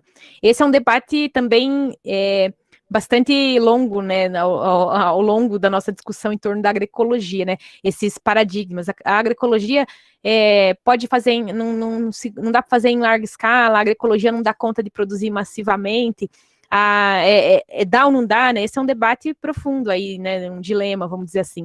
Mas o que está cada vez mais claro para nós, se a gente essa estrutura agrária do jeito que está, grandes centros fechados, cheios de gente, e os campos, né, onde estão produzindo alimento longe desses grandes centros, de fato, essa agricultura, nesse modelo camponês, agroecológico, agroflorestal, biodiverso, que promova aí a diversidade e assim também a segurança, a soberania alimentar, sem dúvida nenhuma não dá conta, é uma estrutura que não dá conta. Então é preciso a gente pensar numa reestruturação agrária no Brasil, que dê conta de colocar as famílias produzindo comida com diversidade, considerando bioma, sazonalidade, considerando cultura alimentar, hábito alimentar, considerando todas as questões culturais, né, e sociais, econômicas daquela região. Passa por, então, fazer reforma agrária por estruturar processos e circuitos mais curtos de comercialização. Não é possível a gente imaginar que para a gente comer um melão, ele tem que vir aí dos perímetros irrigados do Nordeste, entende? Então a gente vai ter que, para a gente pensar nessa possibilidade de alimentar massivamente e com qualidade o povo brasileiro, a gente vai ter que pensar também em reestruturar essa nossa lógica de achar, por exemplo, que a gente tem que comer tomate o ano inteiro, ou todo dia, ou toda semana, a gente tem que comer maionese, né, salada de batata todo domingo, então a gente também passa por pensar outros hábitos, outras relações culturais aí com o nosso hábito alimentar e cultural. Estabelecer circuitos mais curtos que permitam aí que os centros urbanos estejam arrodeados por cinturões de produção de alimentos diversos que permitam que esses alimentos cheguem frescos até a mesa dos consumidores. Então, é uma série de questões que a gente precisa pensar para restabelecer essas conexões entre quem produz e quem come. Aí sim é possível a gente dizer que é possível que a agroecologia dá conta de alimentar e de estruturar. Mas, sem dúvida nenhuma, tudo isso passa também por a gente apontar como medida estrutural e prioritária do Estado políticas públicas que fomentem a produção de alimentos. Né? Passa pela nossa segurança alimentar, pela construção da nossa soberania nacional e alimentar, a gente ter políticas que estruturem a produção de alimentos, que incentivem a produção de alimentos, que ajudem a incentivar também a organização dessa produção, de modo que ela chegue com qualidade e num preço acessível até os grandes centros onde as pessoas podem vir a consumi-la. É verdade, é muito complicado quando você fala que só dá para haver um modo de produção quando só há incentivo para aquele modo de produção, né? Se não há incentivo para a agricultura familiar, para a agroecologia, realmente não tem como atender às demandas necessárias. Séries, muito obrigada por ter respondido todas as perguntas, pela disponibilidade. Agora eu vou começar as perguntas para o professor. E eu admiro muito a luta do MST e, enfim, muito obrigada mesmo. Foi extremamente, assim, esclarecedor, acho que para todo mundo aqui. E muito obrigada. E parabéns pelo trabalho incrível que o MST exerce, né, no nosso país. Obrigada, meninas. Obrigada pelo convite. Obrigada pelo carinho. A gente que agradece pela disponibilidade. A primeira pergunta para o...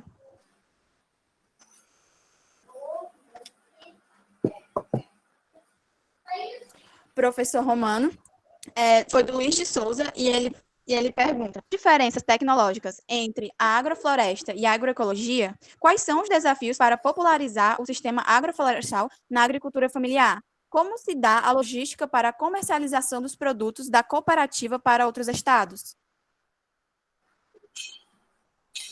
Muito bem, obrigado pela pergunta.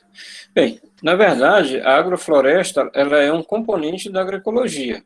A agroecologia é uma ciência, né? Então, a agrofloresta já faz parte da agroecologia, então não haveria diferença. Há complementariedades, tá? Como é que está fazendo hoje para popularizar os SAFs? Porque, na verdade, os SAFs é um nome bonito, né, que é o nome erudito que a academia deu. Na verdade, são os sítios, são os quintais. Então, isso já existe em vários lugares. O que precisa é valorizar, incentivar, para que esses sistemas eles possam ser, de fato, difundidos. Aqui na Amazônia, aqui no Nordeste Paraense, eu queria dizer só um detalhezinho do Nordeste Paraense para vocês. Quando a gente fala de Amazônia, a gente pensa logo na diversidade da floresta, etc., né? Na formosura da floresta. No Nordeste Paraense, só existem 10% de mata nativa. Só 10% de mata nativa. Tudo já foi detonado. Hoje é pasto degradado, é área alterada, mas tem muitos sistemas agroflorestais que estão sendo sinônimo de recomposição. Por quê? Irituia, dados de 1991, mais de 26 anos atrás, quase 30 anos atrás, os dados diziam que existia 0,08% de mata nativa aqui em Irituia. Não chegava a 1%. Com os sistemas agroflorestais, teve uma dissertação de mestrado do IFPA em 2014, do qual fiz parte. Ele veio fazer um trabalho com os cooperados aqui em Irituia e acabou abrangendo o trabalho dele para o município como um todo, e concluiu que, em função dos sistemas agroflorestais, hoje o município de Irituia tem 4% de floresta recomposta. Então, é uma forma, assim, de se difundir o que está sendo feito. Então, vários municípios aqui estão sendo... E aí deveria ter mais trabalhos acadêmicos, mais dissertações, mais etc. Mas que essas dissertações, essas teses, não ficassem nas prateleiras das universidades, que não vai adiantar de nada. Precisa ser divulgado. Olha, há um equívoco muito grande no sistema brasileiro educacional. As teses, as dissertações, as graduações produzem trabalhos incríveis. E aí, tu sabe como é que é divulgado? Se não for numa revista A, A2, AB, que, na sua grande maioria, é em inglês, o pesquisador não consegue publicar. Quem que vai ler esses trabalhos maravilhosos em inglês? São os gringos, são as pessoas de fora. E isso era para ser socializado entre nós, sabe? Numa linguagem popular. Mas se não for o inglês, não tem aquele nível que tem que ter. Brincadeira. Né? E para te responder a última parte da pergunta, como a gente faz? Bem, geralmente faz um acordo com a pessoa que recebe o produto. Hoje o frete no Brasil ainda é muito caro. Então eu vou te dar um exemplo que a gente faz com o Asa Açaí e o Aprazível no Rio de Janeiro. Eles pagam o frete, a gente manda ou por avião ou por transporte terrestre, por carreta, dependendo do produto, né? Se for um produto que precisa de resfriação, tem que ser uma carreta resfriada. E aí, eu não sei em que parte do Brasil você está, mas se precisar, o próprio João aí no Rio já dá esse suporte para a gente, no Rio e São Paulo, onde ele adquire produtos para a gente. Não sei se consegui responder como deveria, mas foi o que eu pude fazer no momento. Bora lá.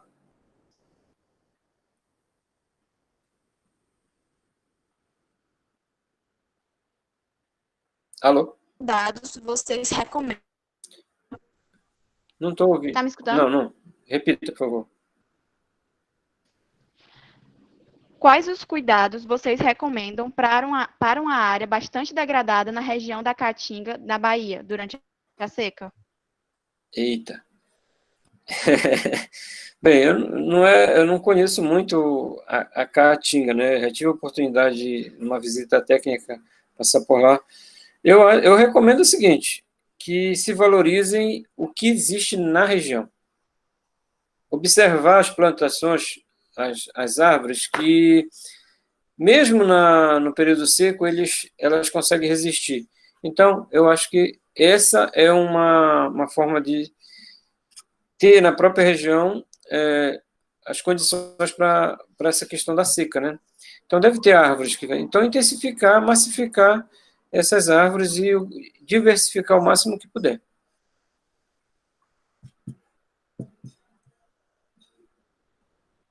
Verdade, a valorização das plantas nativas da região é Não tenha extremamente dúvida importante disso. nesse sistema. Não tenha dúvida. A próxima pergunta foi feita pelo Vladimir, e ele perguntou: como foi o processo inicial de mobilização dos cooperados, comunidades? Eu tomei por base o trabalho que meu pai já tinha feito, né, nos anos 80, que ele reorganizou o Sindicato dos Trabalhadores Rurais. Ele também era um agente da Igreja Católica, ele ia para as comunidades, ia fazer celebrações, etc. Então, ele conhecia muita gente, e eu fui conhecendo essas pessoas. Então, hoje a faixa etária da nossa cooperativa é de 60 anos. Então, são pessoas já que têm uma larga experiência, e esses eram o que a gente chamava de agricultores chaves, né? Então, nós convidamos esses agricultores que eram líderes comunitários, líderes religiosos, para participar. Nem todos aceitaram, mas o que aceitaram hoje estão com a gente. E destaque as mulheres, não posso deixar de falar sobre isso. Assim nós fizemos, né? Pegamos as pessoas-chave de cada comunidade e convidamos. E foram aprimorando.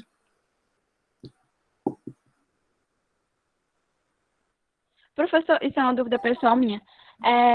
O senhor acabou de falar que o pessoal, os cooperados, né, já tem na faixa de 60 anos, por aí.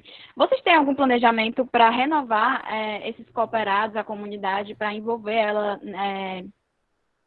engajar mais jovens na cooperativa? Sim, temos sim.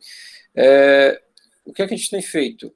Nas ações que a gente faz da cooperativa, seja mutirão, seja, olha, por exemplo, agora na pandemia, a cooperativa tem a parceria com a Natura cedeu cesta básica, cedeu máscaras.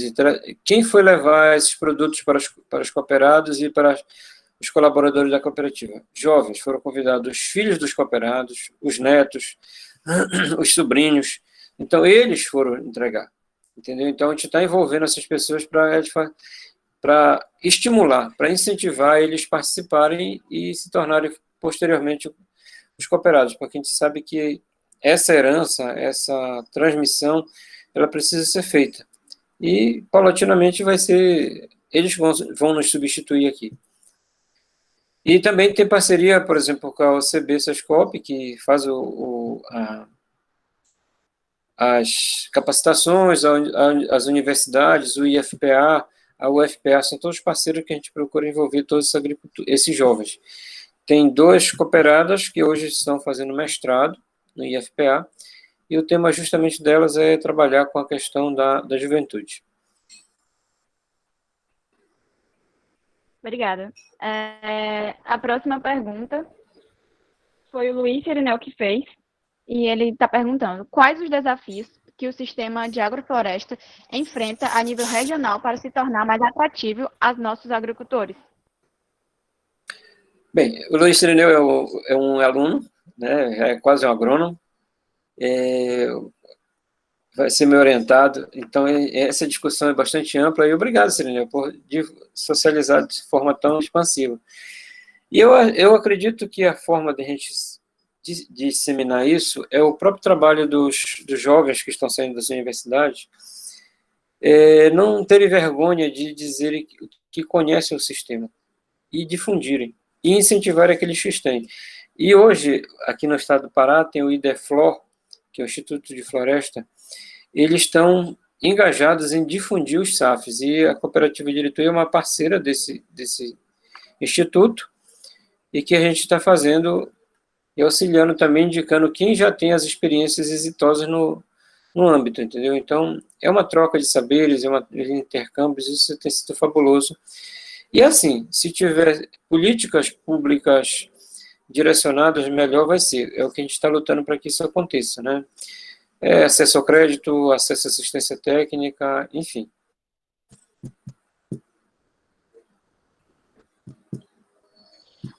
Próxima pergunta, o José Rodrigues de Carvalho que fez. Opa. E ele gostaria de ouvir mais o senhor falando sobre que o projeto de agroecologia de Irituia. tem influenciado outros camponeses das proximidades e da Amazônia em geral. Olha, Zé Rodrigues, é uma grande satisfação falar contigo, cara. Nós estudamos junto, né? Nós fomos debatedores da geografia. Eu sou geógrafo, né? O Zé Rodrigues também. Zé, o que a gente tem feito aqui é colocado na prática, meu velho, o que a gente estudou na teoria. É indo para campo, é fazendo intercâmbio, é divulgando os trabalhos científicos que a gente tem feito. E aí hoje a gente tem uma rede de contatos, né, que fazem essa disseminação. Inclusive, professora Séries, tem um amigo seu, ele disse que foi da sua turma, o professor Anderson Nobre, ele trabalhou aqui há 5 anos aqui na Amazônia. Sim, a gente militou no mesmo período na Federação dos Estudantes de Agronomia do Brasil. Não sei se ele está na live, mas eu passei para ele, né? Ele disse, foi minha colega. Legal. E ele sim. criou aqui, aqui na universidade onde eu trabalho, sou sucessor dele, podemos dizer assim, do Núcleo de Agroecologia e Agricultura Familiar. Então, esse núcleo tem feito contato com outros núcleos e a gente troca as experiências, faz intercâmbios, e a agrofloresta tem sido o ponto-chave dessa mudança. E sabe o que é mais bacana? Que esses agricultores, quando eu identifiquei eles, parte deles, né? Na minha qualificação de mestrado, a minha banca disse que trabalhar com um quintal de agricultor familiar não tinha relevância nenhuma, principalmente econômica. Eu fiquei, na época, me senti humilhado, né? Disse, caramba, e agora? Eu fiz todo o meu planejamento. Eles detonaram, a banca detonou com o meu projeto, né? Isso em 2004. E o doutor Cato, que é da Embrapa, ele disse, não, eu compro a briga. Ele vai mostrar que tem relevância, sim. E nós saímos para campo, Zé Rodrigues, minha área de atuação eram 4 municípios, aqui no Nordeste Paraense. E eu saí identifiquei 178 famílias que trabalhavam com SAFs. Sabe qual é o detalhe? Nenhuma tinha recebido assistência técnica pública, ou tinha crédito para fazer os SAFs. E cada um mais lindo do que o outro, cada um mais diversificado do que o outro. Então, na verdade, esses agricultores são verdadeiros cientistas. Teve um que ainda disse, olha, eu queria que a Embrapa me pagasse para fazer o que eu faço aqui, depois ela vem buscar os resultados. Então, isso tem sido feito, graças a Deus, embora não seja com a velocidade que a gente gostaria. Mas você aí em Marabá, na região de Xinguara, com certeza vai ser mais um a participar dessa rede para a gente difundir mais ainda essa questão dos SAFs. Conte comigo.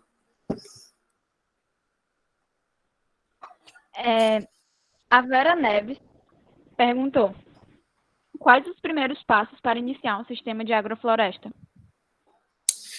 Bem, dependendo da região que ela está, né? Eu não sei qual é a região dela, mas aqui na Amazônia, por exemplo, os agricultores por si só já tinham em torno da casa deles, né, o que chamam de sítio, já é um SAF, né, já começaram aquilo. Aí o que se observou é que esses agricultores não se limitaram a em volta da casa, eles começaram a expandir, a estender esses SAFs. Então, uma das formas de fazer isso, como foi que eles fizeram? E a gente tem aprendido com eles. Eles chegam na visita, vão na casa de uma propriedade, na propriedade do vizinho, e vê, olha, essa castanheira, essa mangueira, esse jambeiro, bacana, me arranja uma semente, me arranja uma muda. Então, vai trocando as sementes. Então, isso eles vão implementando nos sítios, vão estendendo esses SAFs. Então, uma sugestão que eu digo para você é que busque na sua região as pessoas que já têm as iniciativas e não precisa começar do zero. Se começar, ótimo, né? Mas tem hoje agricultor que já faz na roça. A mandioca já está plantada, ele já vai plantando lá caju, já vai plantando abacaxi, porque quando sai a mandioca, o SAF já está pronto, né? O sítio já está pronto. É assim que tem sido feito.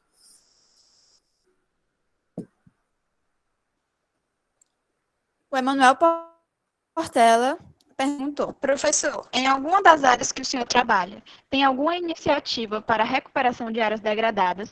E se tiver, quais os desafios que são encontrados para conscientizar os agricultores em torno ou dentro dessas áreas, a iniciarem práticas mais sustentáveis? Olha, existem sim esses desafios, né? Na universidade, nós temos encontrado alguns desses desafios. Inclusive, professora Séries, aqui, lá próximo do meu campus, tem um assentamento que a gente fez diversos trabalhos, o Anderson fez vários trabalhos, mas eles têm muita dificuldade ainda de pensar essa questão do coletivo. Mesmo estando no assentamento, a gente tem essa dificuldade.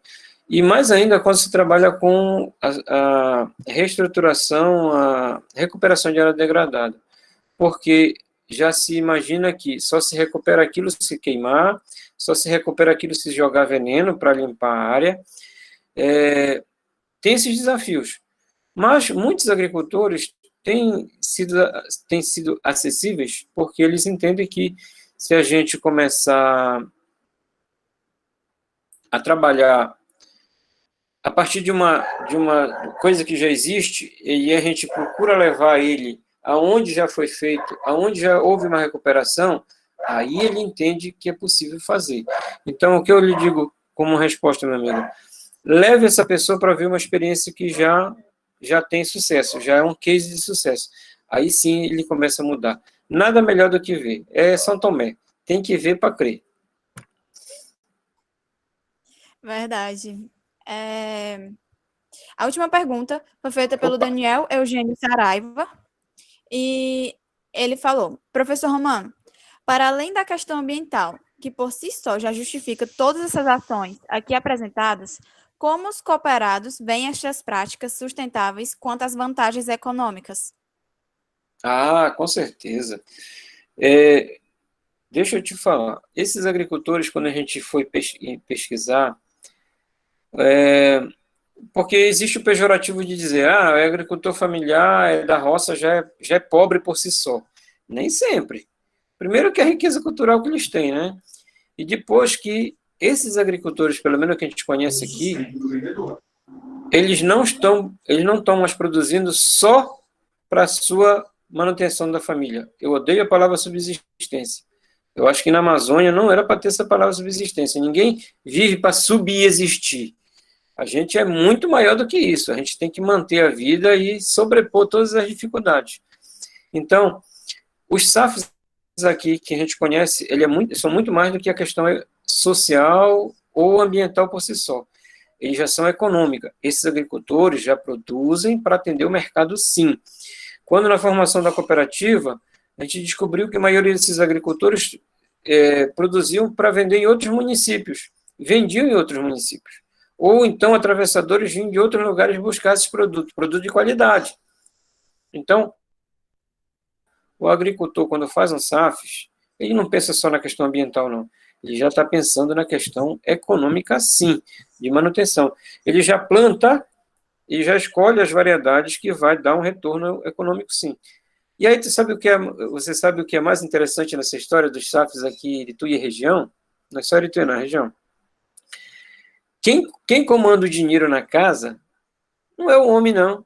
Essa ideia do machismo, do patriarca e tal, ela existe. Mas quem comanda o dinheiro aqui são as mulheres.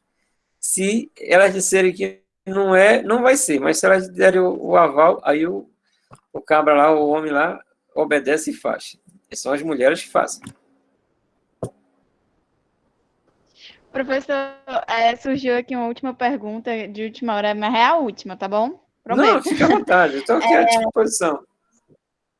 O Yuri, ele está perguntando, em relação ao desenvolvimento da agricultura familiar, as ações da ministra da Agricultura ajudam ou atrapalham? Olha, eu vou te ser muito sincero, eu ainda não vi nenhuma ação efetiva para a agricultura familiar. Já ouço dizer que que ela tem a ideia de que a agricultura familiar ela tem esses dados. Na verdade, eles têm os dados, né? A agricultura familiar, 78% é que bota a alimentação na mesa do brasileiro. E 50% desse totalizando são de cooperativas. Então, não precisa dizer quem é que produz alimento no Brasil. Se ela estiver pensando em alguma atividade, alguma proposição, alguma política pública, é mais do que justo, é mais do que necessário, é mais do que precisa. Agora, eu não sei, eu particularmente não sei se ela está tomando alguma iniciativa. Se ela está tomando, ótimo, né?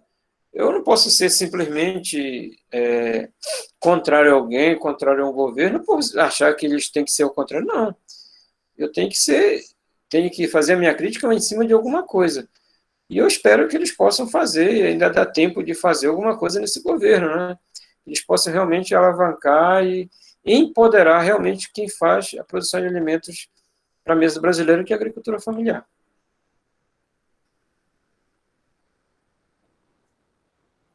Professor, foi isso. Encerraram-se as perguntas aqui no chat. E eu acredito que foi muito esclarecedor tudo que o senhor falou. Acho que ficou muito claro para todo mundo as perguntas, né, que foram feitas. E acredito que agregou bastante. E eu só tenho a agradecer, né, pela sua disposição, pela sua participação. Foi realmente um momento muito enriquecedor para todos, né, que pretendem ou não trabalhar com agroecologia, com agrofloresta. Então, muito obrigada pela sua participação, pela sua disponibilidade. O Bioveg e o Sesc Fortaleza agradecem assim demais essa sua disposição em participar desse encontro, que acredito que foi muito importante para todo mundo, né, que esteve aqui presente. Opa, a satisfação é minha, eu fico feliz demais. Quando a Clarice me falou, eu não pensei duas vezes, eu digo, já estou dentro, aceito. E eu tenho um sábio amigo que ele diz o seguinte: quem acha que sentar em cima da mala do conhecimento é sabedoria, é o maior ignorante de todos. Você tem que sair de cima da mala da sabedoria, do conhecimento, abrir esta mala e socializar o máximo que puder. Aí sim você está fazendo o trabalho de um sábio. Muito agradecido, muito obrigado. Verdade. E agradecer novamente a Séries por toda a disponibilidade. Assim, já sou fã, estou admirada demais com o trabalho. Né, sempre admirei a MST, mas agora virei especificamente fã da Séries. É um trabalho incrível. E muito obrigada. Eu vou passar a palavra agora para a Bárbara, ela vai finalizar. E, enfim, só agradecer pela disponibilidade de vocês. Assim, que foi incrível. Muito obrigada. Como a Ruth ia dizendo, muito obrigada por tudo que vocês compartilharam com a gente hoje. Foi realmente muito, muito bom visualizar todas esses meios. Então, muito obrigada por tudo, por todo o conhecimento.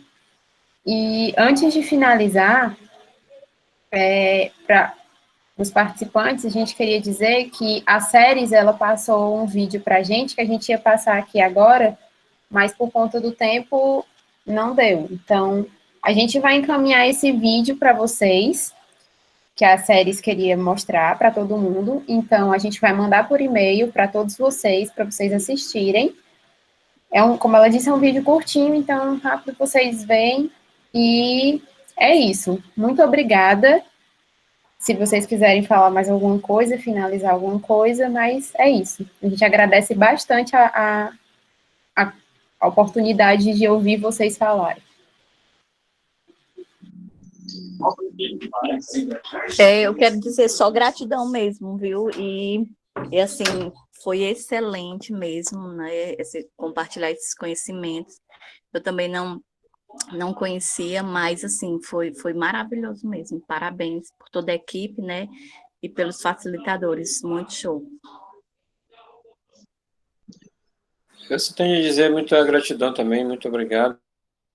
Que Deus abençoe a todos. E tem um vídeo antigo também lá no YouTube, se alguém quiser ver, já tem 10 anos, eu acho. Irituia no Globo Rural. O Globo Rural veio conhecer nossas experiências aqui em 2009. Se alguém quiser assistir, fique à disposição. Grande abraço. Obrigado.